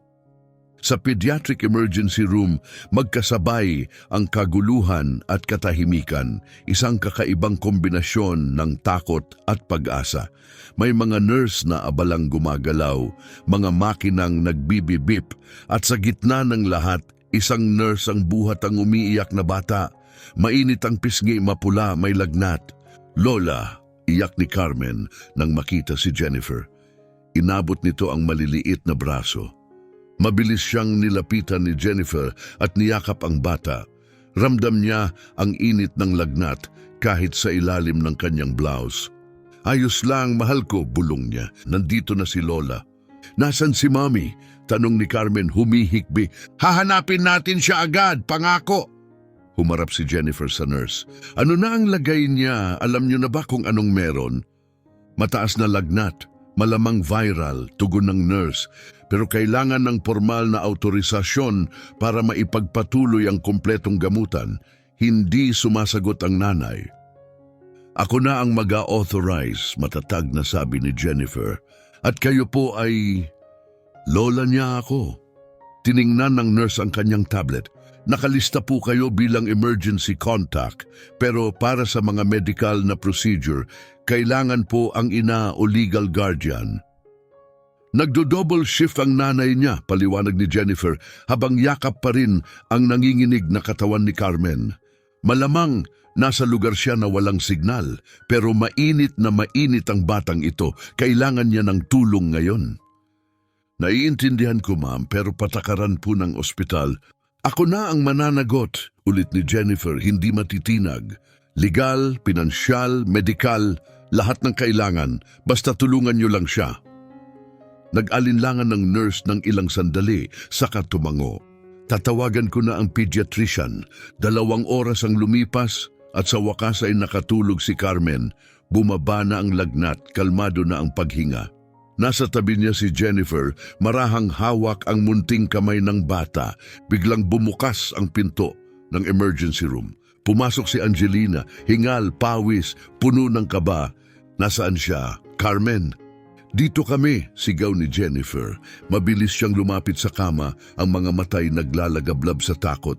Tinawagan ako ng daycare, nasa likod ako ng trabaho. Hindi ko narinig ang tawag. Ngayon lang ako nakasilip sa phone. Ayos na siya, sabing mahinahon ni Jennifer, tumayo upang bigyang daan si Angelina. Mataas ang lagnat pero bumaba na. Nakapahinga na siya ngayon. Muling niyakap ni Angelina ang kanyang anak, sinuring mabuti ang bawat bahagi, mga kamay, noo, leeg, gaya ng isang inang gustong tiyaking buo pa ang anak niya. Wala ako nung kailangan niya ako, umiiyak na sabi ni Angelina. Nagtatrabaho ako, ni hindi ko narinig ang tawag. Ginagawa mo ang lahat para maalagaan siya, sabi ni Jennifer marahang. Huwag mong sisisihin ang sarili mo. Pero paano kung naging mas malala? Paano kung... Angelina, matatag na sabi ni Jennifer, hawak ang balikat niya. Tingnan mo ako. Ayos si Carmen. Ginagawa mo ang lahat ng makakaya mo. Isa kang mabuting ina. Hindi mo ito kasalanan. Yumakap si Angelina sa anak at tahimik na umiyak. Hindi ko kayang maging nasa lahat ng lugar. Nagtatrabaho ako, inaalagaan ko siya, nagsusumikap ako, pero parang kulang pa rin. Alam ko, mahinang sagot ni Jennifer, kaya gusto kong tumulong. At doon tumama ang katotohanan. Tama si Juanita sa isang bagay, higit pa sa involved si Jennifer. Buo na ang loob niya. Mahal na niya si Carmen.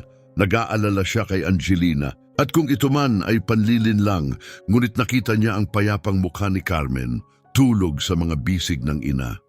Nakita niya ang takot sa mga mata ni Angelina pagpasok nito. Nakita niya ang pag-ibig na dumadaloy sa pagitan ng mag-ina. Parang pader na hindi kayang buwagin.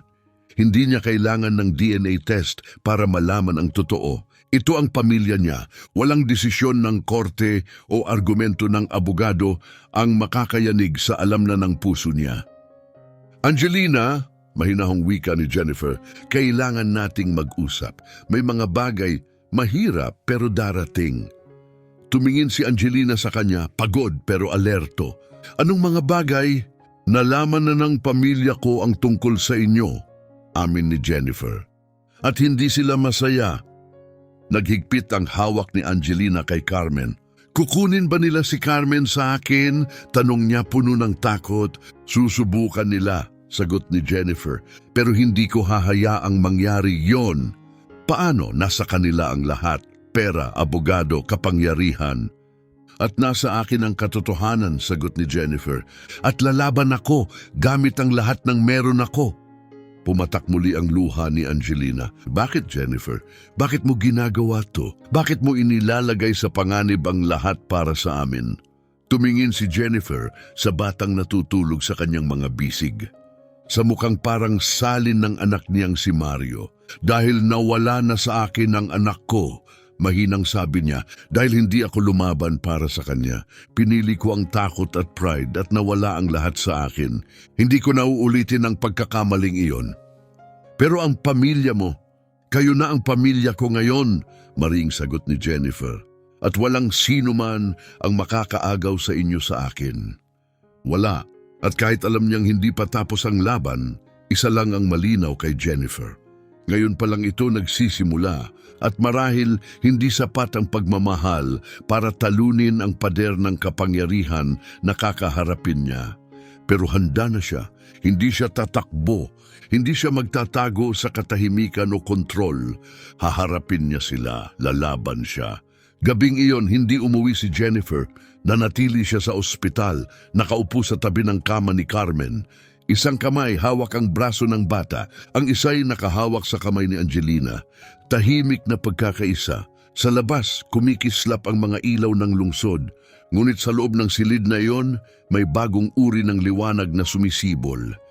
Nanatili si Jennifer sa ospital hanggang sa kumpirmahin ng doktor na maaari nang i-discharge si Carmen. Pagkatapos kahit hindi tinanong, iginiit niyang siya na ang maghatid sa kanila pauwi. Nang huminto ang sasakyan sa harap ng maliit na silid sa likod ng labahan, napahinto sa paghinga si Jennifer. Mas maliit pa ito kaysa sa walk-in closet niya.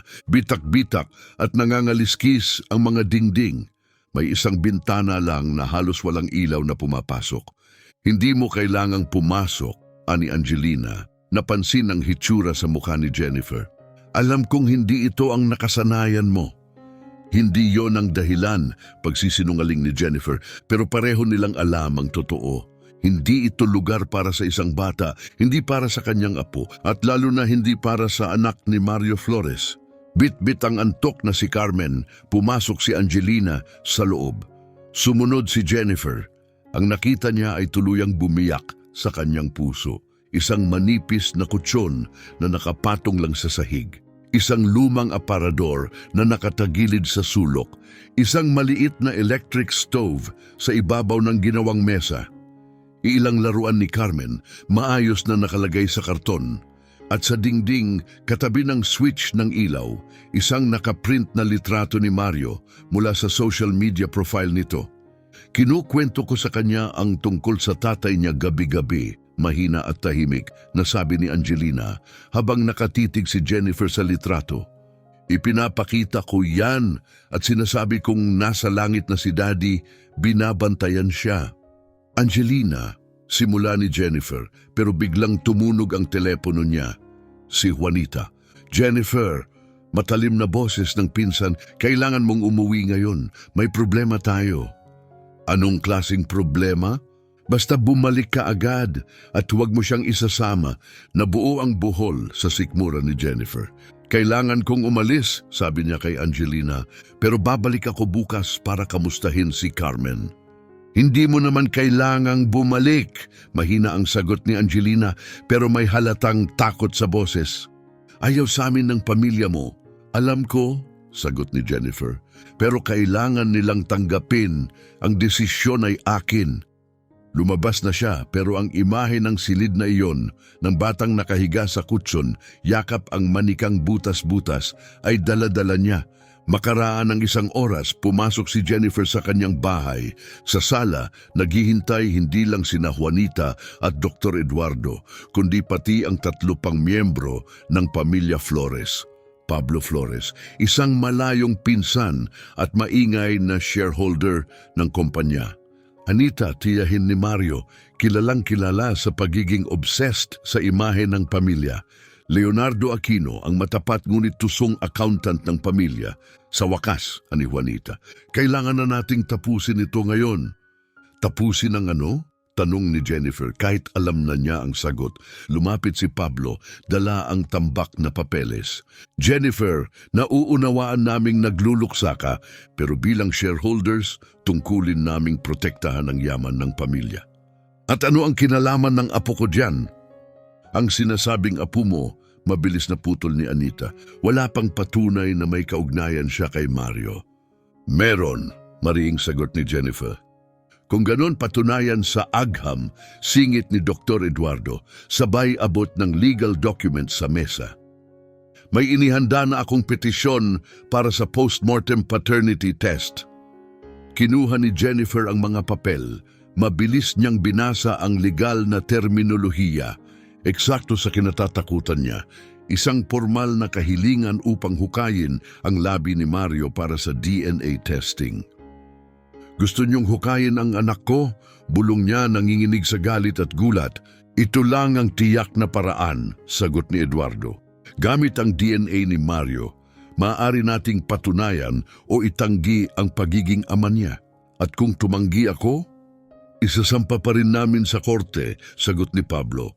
Bilang mga shareholder, karapatan namin ito. Kung anak nga siya ni Mario, may karapatan siya sa mana. Kailangan natin ng kasiguraduhan. At kung anak nga siya, magtatakda tayo ng mga kondisyon, wika ni Anita. Isang legal trust, may limitasyon sa paggamit, may tagapangasiwa sa pananalapi. Sumikip ang mata ni Jennifer. Tagapangasiwa, hindi ito korporasyon. Isa siyang bata. Isang batang maaaring tumanggap ng milyon-milyong halaga, dagdag ni Leonardo. At kung makukuha ng nanay ang access sa pundong yon, mapagkakatiwalaan mo ba siya? Tahimik ang buong silid. Gusto sanang isigaw ni Jennifer ang oo, pero andun na ang binhing pagdududa. Kilala ba talaga niya si Angelina? O nilason ng lungkot ang kanyang pag-iisip? Lumapit si Juanita sa kakaibang banayad na tinig. Kung totoong apo mo siya, hindi ba nararapat lang na legal mo rin siyang maprotektahan? Hindi ba't gusto mong makasiguro para sa kapakanan niya rin? Lunok ni Jennifer. Pwede ba nating gawin yon na hindi na kailangang galawin si Mario? Walang emosyon ang mukha ni Eduardo. Paano mo makukuha ang tiyak na DNA kung hindi? Umupo si Jennifer, sobrang bigat ng loob. May lohika ang mga sinasabi nila pero walang puso. At saka siya nagsalita. May isa pang paraan. Lahat ay tumingin sa kanya. Ako na lang ang magpapatest. Ikaw? Gulat ni Eduardo. Ina ako ni Mario. Ibinahagi niya ang DNA ko. Kung anak niya si Carmen, malalaman natin yon sa pamamagitan ng pagkukumpara ng dugo namin. Kung totoong anak ni Mario si Carmen, mariing wika ni Jennifer, mapapatunayan yan sa pamamagitan ng DNA ko. Nag-alinlangan si Dr. Eduardo, bahagyang kunot ang no. Technically, oo, pero hindi kasing tumpak ang grandparent DNA testing kumpara sa direktang sample mula sa ama. Pero valid pa rin, giit ni Jennifer, at hindi ko papayagang hukayin ng anak ko. Kung gagawin natin ito, sa akin ito dadaan. Nababalot ng tensyon ng buong silid habang nagkakatinginan ang mga miyembro ng pamilya. Sa huli, napilitan si Juanita na tumango. Sige, grandparent test pero sa certified na laboratorio may neutral witnesses at kompletong chain of custody. Walang pagkakamali. Sangayon ako, sagot ni Jennifer, pero may isang kondisyon. Anong kondisyon? Walang sino man sa inyo ang lalapit kina Angelina o Carmen hanggang lumabas ang resulta. Walang pananakot, walang private investigator. Wala. Pabayaan silang mamuhay ng payapa. Paano kung tumakas siya? Tanong ni Pablo. Paano kung kunin niya ang bata at lumayas bago pa dumating ang resulta? Hindi niya gagawin yon, sagot ni Jennifer, pero may bahagyang pag-aalinlangan na lumitaw sa kanyang mukha. Kailangan namin ng katiyakan, dagdag ni Anita. Ako na ang katiyakan, sabi ni Jennifer. Ako mismo ang magbabantay sa kanila, araw-araw. Sinimulang magtala ng tala si Dr. Eduardo.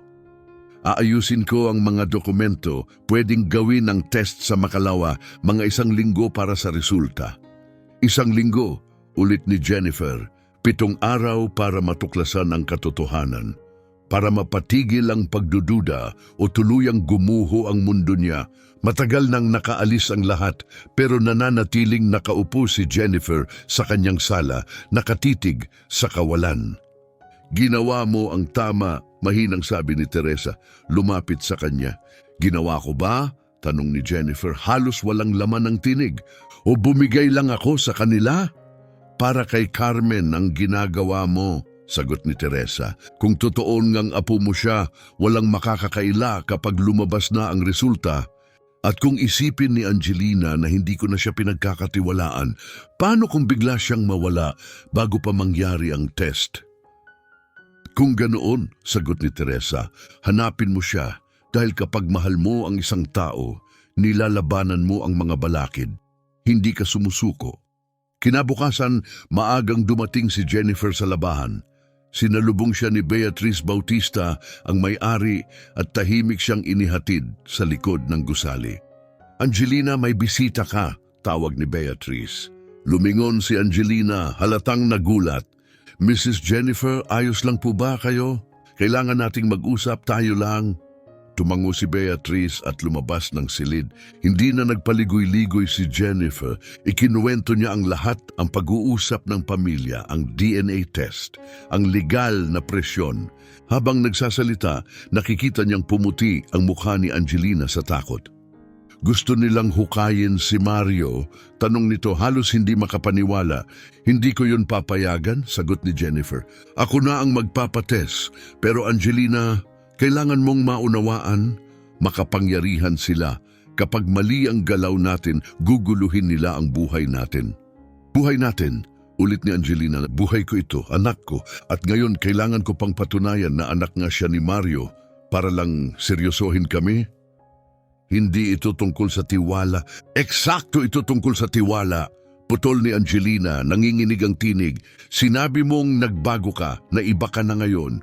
Pero ngayon, dahil lang pinupuwersa ka ng pamilya mo, tinuturing mo na akong kriminal. Lumapit si Jennifer. Hindi yon ang layunin ko. At baka nga tama ang pinsan mo, bulong ni Angelina habang pinupunasan ang luha. Baka kailangan ko na lang kunin si Carmen at lumayo. Mag-umpisa ulit sa lugar na walang nagtatawag sa anak ko na peke. Parang nabagsakan ng mundo si Jennifer. Hindi mo pwedeng gawin yon. Pwede ko. Matatag na sagot ni Angelina. Ina niya ako, may karapatan akong dalhin siya saan ko gusto. Pero karapat dapat si Carmen na makilala ang pamilya niya. Pamilya? Yung gusto na ngang hukayin ang katawan ng tatay niya. Hindi yan pamilya, yan ay boardroom. Wala nang masabi si Jennifer dahil sa mata ni Angelina, tama siya. Bigyan mo ako ng 1 linggo, pakiusap ni Jennifer. 1 linggo lang, magpapatest tayo. Mapapatunayan natin na anak siya ni Mario at pagkatapos walang sino man ang makakapagduda pa.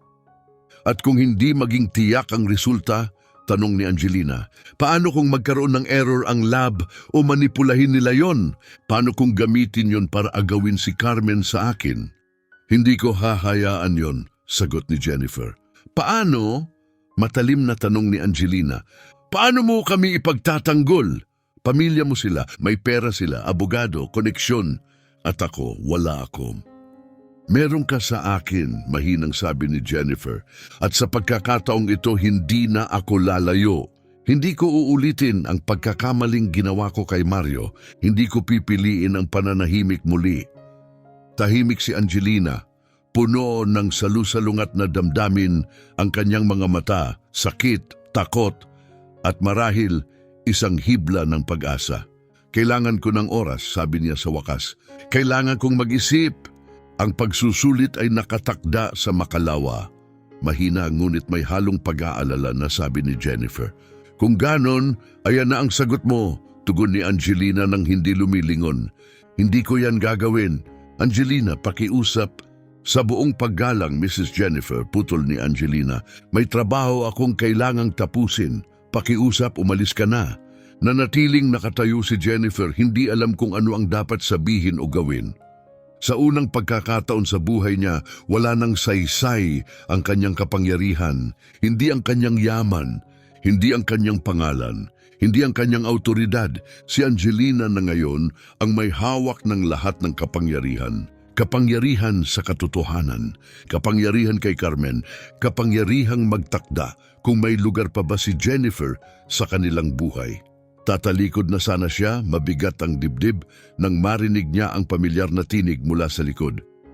Mami, dumating si Grandma. Masayang sigaw ni Carmen mula sa pintuan, bit-bit ni Beatrice. Mabilis na lumingon si Angelina, halatang may halong sakit at pag-aalangan sa mukha. Carmen, halika kay Mami, sabi niya. Ngunit nakawala na si Carmen mula sa mga bisig ni Beatrice at tumakbo diretso sa mga binti ni Jennifer. Niyakap ito ng mahigpit. Grandma, maglalaro ka ba sa amin? Dahan-dahang lumuhod si Jennifer at niyakap ang apo, namumuo ang luha sa kanyang mga mata. Hindi ngayon, mahal ko. Kailangan munang umalis si Grandma. Pero babalik ka, Grandma? Tanong ni Carmen, puno ng pag-asa ang boses. Tumingin si Jennifer kay Angelina. Hindi ito sumagot, tumingin lang sa malayo. Hindi ko alam, mahina niyang bulong. Pakiusap, bumalik ka, sabi ni Carmen sabay halik sa pisngi niya. Mahal kita, Grandma. Ang 3 salitang iyon ang tuluyang nagwasak kay Jennifer. Mahal din kita, apo ko. Higit sa lahat, hinalikan niya sa noo si Carmen. Ibinalik ito sa mga bisig ni Angelina at lumabas bago siya tuluyang gumuho. Pagpasok sa kotse, nilukob siya ng labis na kalungkutan. Umiyak siya ng buong puso parang noong libing ni Mario. Sa kalagitnaan ng biyahe, tumawag si Teresa. Mrs. Jennifer, kailangan niyo pong bumalik sa opisina. Mahalaga po ito. Ano yon? May nakita kami. Sa mga gamit ni Mario, kailangan niyong makita ito. Pagbalik sa bahay, dinala siya ni Teresa sa lumang kaha de hierro na gamit noon ni Mario. Habang inaayos nila ang mga ari-arian para sa estate, natagpuan nila ang ilang selyadong sobre. "Nakalak ito," sabi ni Teresa, "at ito ang laman." Kinuha ni Jennifer ang isa, nakasulat sa pabalat sa sulat kamay ni Mario. "Para kay Angelina Santos, bubuksan lamang kung ako ay mamamatay." At may iba pa, "Para sa magiging anak ko." Para kay nanay, tungkol sa mga katotohanang hindi ko nagawang sabihin. Nanginginig ang mga kamay ni Jennifer habang binubuksan ang sobre na para sa kanya. "Nanay, kung binabasa mo ito, ibig sabihin ay wala na ako. Namatay ako bago ko pa naayos ang lahat, bago ko pa nailaban si Angelina gaya ng nararapat sa kanya. Buntis si Angelina. Kakaalam ko lang kahit hindi niya alam na alam ko. Nagpasiyasat ako matapos niyang subukang kontakin ako. Pero pinigilan mo siya. Palagi mo akong pinipigilan. Hindi ako galit. Alam kong iniisip mong pinoprotektahan mo ako. Pero Nay, hindi ko kailangan ng proteksyon. Kailangan ko ng kalayaan. Kalayaang magmahal ng taong pinili ko. Kung wala na ako, hinihiling ko, hindi, ipinagmamakaawa ko. Alagaan mo sila. Si Angelina at ang anak namin. Huwag mong hayaang lumaki silang nag-iisa gaya ko nang mawala si tatay. Mahalin mo sila. Tunay na mahalin. Walang hinihinging kapalit. Walang kondisyon. Basta mahalin mo lang sila. Mario, binasa ni Jennifer ang liham isang beses. Pagkatapos ay muling binasa. At pangatlo, halos hindi na makahinga. Alam ni Mario, hinahanap niya si Angelina. Handa siyang ipaglaban ito. At ngayon mula sa kabilang buhay, umaabot ang kanyang tinig. Alagaan mo sila. "Teresa," sabi ni Jennifer, biglang matatag ang tinig, "tawagan mo si Dr. Eduardo, kanselahin ang DNA test." "Ma'am, hindi ko kailangan ng patunay mula sa laboratorio. Sinabi na ni Mario ang totoo at sa unang pagkakataon, pakikinggan ko ang anak ko. Pero ang pamilya niyo, kailangan nilang maunawaan o matutunan nila." Yakap niya ang liham sa dibdib at idinagdag, "Tawagan mo si Angelina, sabihin mong kailangan ko siyang makita. Ngayon, dahil ngayon lang tunay na naunawaan ni Jennifer kung ano ang dapat niyang gawin. At sa pagkakataong ito, walang makakapigil sa kanya." Pagkalipas ng 2 oras, dumating si Angelina. Pumasok siya sa opisina, inasahan ang isa na namang pagtatalo, mga akusasyon, mga alitan. Ngunit sa halip, nadatnan niya si Jennifer na tahimik na nakaupo sa kanyang mesa. Mag-isa, hawak ang isang lumang sobre. Namumugto ang mga mata sa pag-iyak, ngunit banayad ang ekspresyon ng mukha. "Umupo ka, pakiusap," mahinahong sabi ni Jennifer. Dahan-dahang naupo si Angelina, nananatiling maingat. "Anong nangyari?" tanong niya. "May mga liham kaming natagpuan, mga iniwan ni Mario." Mahinahong sagot ni Jennifer habang iniaabot ang isang sobre. Mga sulat na isinulat niya sakaling hindi na niya magawang ayusin ang mga pinakamahalaga sa kanya. "Ito ay para sa iyo." Nanginginig ang mga kamay ni Angelina habang binubuksan ang sobre. "Angelina, mahal ko, kung binabasa mo ito, ibig sabihin ay nabigo ako. Hindi ko napanindigan ang sarili ko laban sa aking ina. Hindi ko pinaglaban ng sapat ang para sa atin. Namatay akong duwag, kahit ang tanging nais ko ay maging matapang para sa iyo. Hinahanap kita araw-araw. Kumuha ako ng tao para tulungan ako. Sinuyod ko ang bawat sulok ng lungsod. Hahanapin kita, hihingi ako ng tawad at gugulin ang natitirang buhay ko para patunayan kung gaano kita kamahal. Wala akong pakialam sa iniisip ng pamilya ko. Wala akong pakialam kung ilang beses pa nila tayong paghiwalayin. Ikaw ang pinili ko. Ikaw ang lagi kong pinipili. Idinadalangin ko na sana hindi mo kailangang basahin ito. Idinadalangin kong muli kitang mayakap. Ikaw at ang ating anak. at hindi na kailanman bibitawan. Ngunit kung iba ang itinakda ng tadhana, alamin mong minahal kita hanggang sa huli. At ang tanging pagsisisi ko ay hindi ako lumaban agad.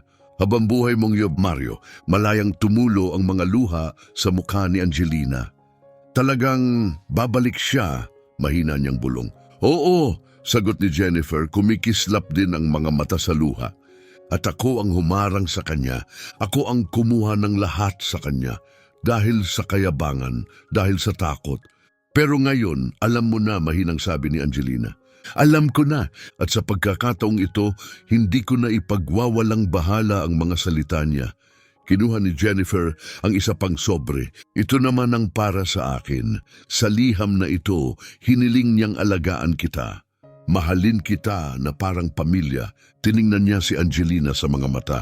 At yan ang gagawin ko. Walang kondisyon, walang pagsusuri, puro pagmamahal lang.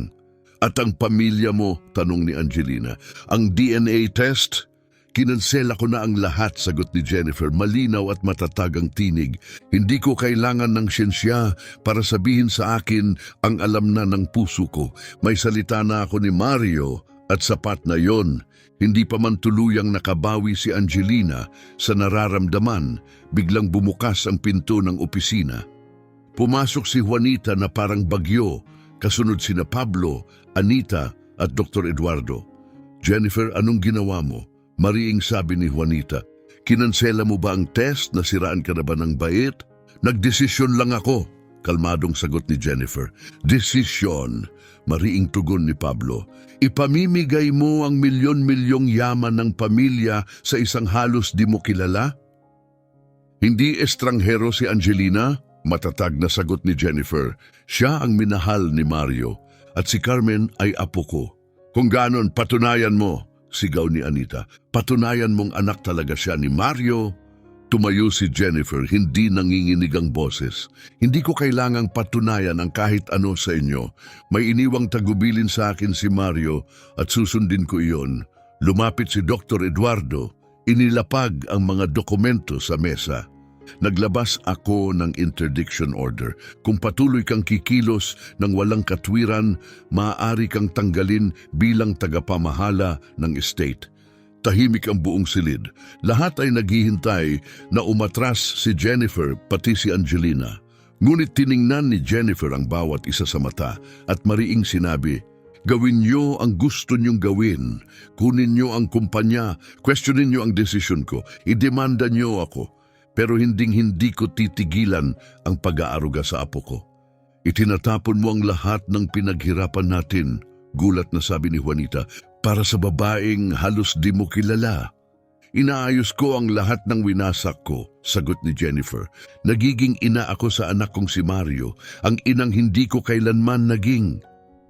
Kalokohan ito, bulong ni Pablo, ngunit unti-unting nawawala ang apoy sa kanyang tinig.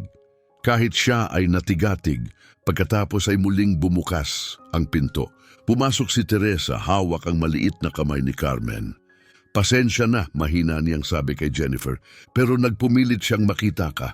Walang pag-aalinlangan, tumakbo si Carmen sa silid. Grandma! Sigaw niya sabay talon sa mga bisig ni Jennifer. Mahigpit siyang niyakap ni Jennifer, hinaplos ang buhok at hinalikan ang mga kulot nito. Kamusta, mahal kong bata? Tumingin si Carmen sa paligid, nagtataka.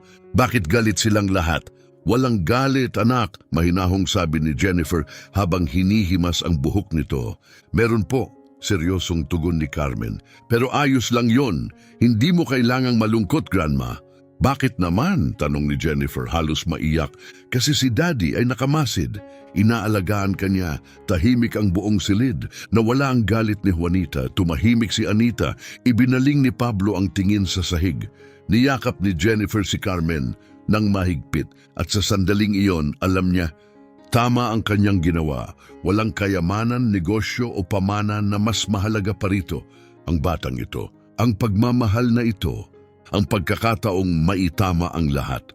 Ano yung sinabi mo? Tanong ni Jennifer habang yumuyuko sa taas ni Carmen.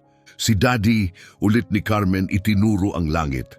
Sabi ni Mami, nasa langit siya. Tinitingnan niya tayo. At ngayon, tinitingnan ka rin niya, Grandma. Tumulo ang luha sa pisngi ni Jennifer, ngunit sa pagkakataong ito, hindi dahil sa dalamhati. Ito'y mga luha ng mas malalim na bagay, pagpapagaling, pagpapatawad, kapayapaan. Si Juanita na buong oras ay nakatayo ng matigas at malamig ay biglang natigilan. Tinitigan niya ang bata, ang munting batang ito na nagsasalita tungkol sa kanyang yumaong pamangkin na may ganitong inosenteng pag-ibig. Lumambot ang kanyang mga mata. Meron nga siyang mga mata ni Mario, mahina niyang bulong. Meron, sagot ni Jennifer habang yakap pa rin si Carmen. Mga mata niya, ngiti niya at puso niya. Dahan-dahang lumapit si Anita, hindi maalis ang tingin kay Carmen. Ang paraan ng pagyuko ng ulo niya, ganun din si Mario nung bata pa siya. Oo, tugon ni Jennifer, halos napapaiyak. Si Carmen ay si Mario na bumalik sa atin sa ibang anyo, isang pangalawang pagkakataon na hindi namin karapat-dapat, pero ibinigay pa rin sa amin. Bumagsak si Pablo sa upuan, ubos ang lakas. Nagkamali kami. Oh, tugon ni Jennifer, walang galit sa tinig, pero nagkamali rin ako sa loob ng maraming taon. Hinayaan kong lamunin ako ng kayabangan at takot, at sa huli, iyon ang sumira sa kaligayahan ng anak ko. Dahan-dahang pinulot ni Dr. Eduardo ang mga dokumento at ibinalik sa kanyang maleta. Jennifer, patawad. Sinubukan ko lang protektahan ang interes ng pamilya. Alam ko, sagot niya, pero ang tunay na pamilya ay hindi nabubuo sa pera o sa imahe. Nabubuo ito sa pagmamahal, sa pagpiling ipaglaban ng isa't isa, hindi ang magsiraan. Matagal na nanahimik si Angelina, tahimik na pinagmamasdan ang lahat. Ngayon marahan niyang tawag, Carmen, halika rito, anak. Bigyan natin ng sandali si Grandma kasama ang pamilya niya. Ngunit pinigilan siya ni Jennifer. Hindi! Manatili ka dahil pamilya ka rin. At panahon na para maunawaan yun ng lahat. Humarap siya kina Juanita, Pablo at Anita. Matatag ang boses, malinaw ang paninindigan. Kung gusto niyong manatili sa buhay ko, kailangan niyong tanggapin sina Angelina at Carmen.